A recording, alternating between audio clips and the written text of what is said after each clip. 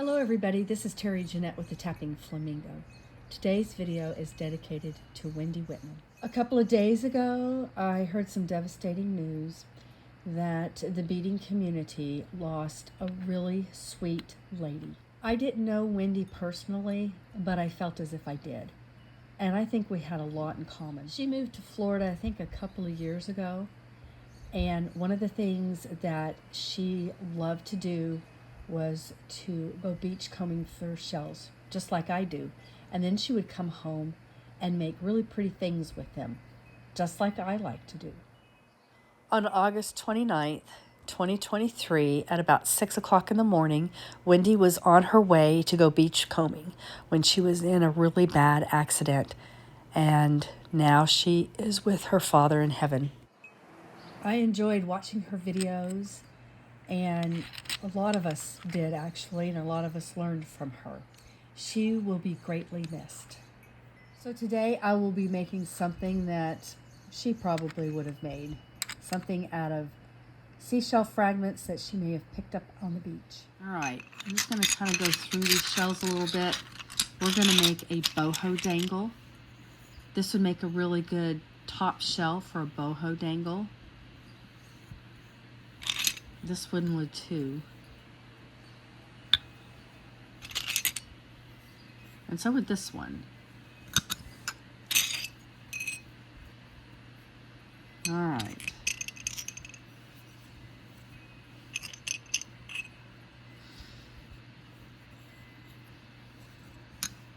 Let me just play around with these and lay some stuff out. All right, so I kind of laid them out here a little bit. This one almost looks like an ombre, where it's dark and it got lighter. Huh. I'm only going to do one of these right now. Something too, I could possibly add beads to these. I actually made one of these not too long ago, and I have it hanging outside. I didn't do any beads in between. I just wired them with copper wire. And then I used hemp to tie it all together, which is what at first I thought I would do. But I may put some beads in between here. So this is the boho dangle I was talking about. I hung it outside. It's been out there for probably a month. We've had only one bad rainstorm, and the heat has been in the hundreds almost every day. It has fared pretty well.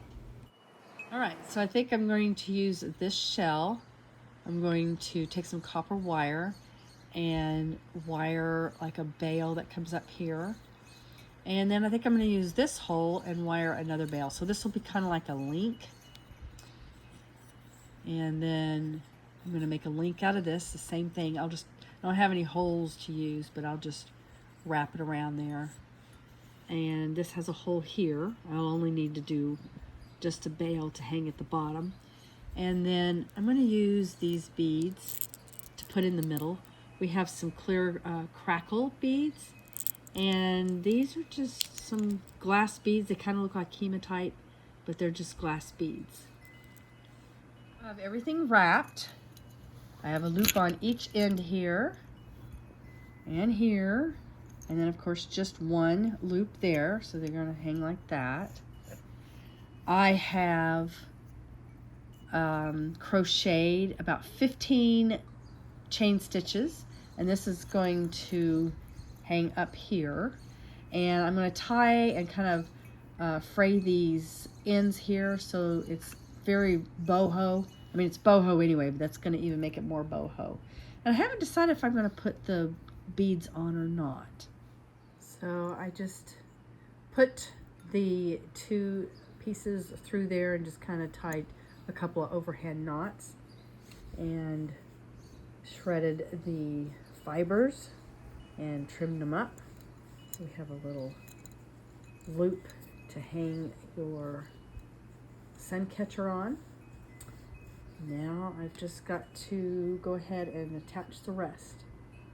And I think what I'm going to do is I'm going to use hemp, a couple of pieces, and just attach these I don't think I'm going to put the beads on there. So I have it all put together, and you know what? I've been back and forth on the beads. It just needs something. It needs a little bit more oomph. So I'm back to the beads again. So I took the ends of the hemp and fed them through the little loops and tied overhand knot and separated out the fibers. And as you can see, those fibers are in opposite directions. One going one way, the other going the other way. All right, I have it all finished. I did add the beads. I think it looks a lot better with the beads. So just a little recap here. I crocheted 15 single or chain stitches, and I had some long tails that I just tied into the loop there and separated out the little fibers and trimmed them off for even a more of a boho look. Wendy, another thing we had in common, Wendy and I both love the boho look. So here we have, I need to separate these fibers out, but notice this fiber goes down. As you come down, this is going to go this way, this will go this way, this one's going to go the opposite, and then this way. And there is our boho dangle. Because I've added the beads to this, I would not recommend hanging it outside, but there's plenty of places to hang them inside. I've got little skinny walls that this fit on just perfectly. You could put them in a window. So here's an up-close look at how I did some of the wiring. I wanted to make sure that the wire was attached to each other. So basically what I did is I wired one end of the oyster shell. And then when I did the bottom part of the oyster shell, I took the wire and kind of looped it through and continued to wire. So they're connected. That was the back, and this is the front of the shell.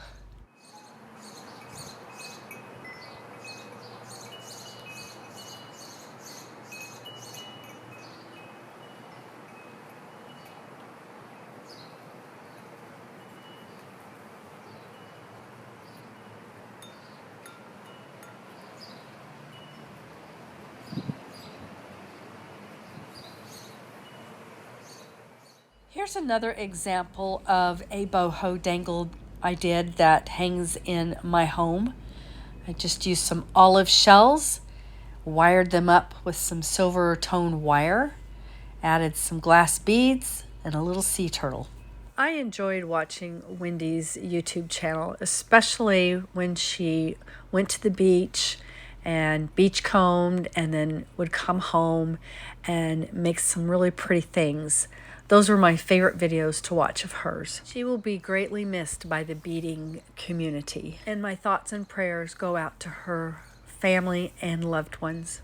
She was a very positive individual and one that I wish I would have been able to get to know personally.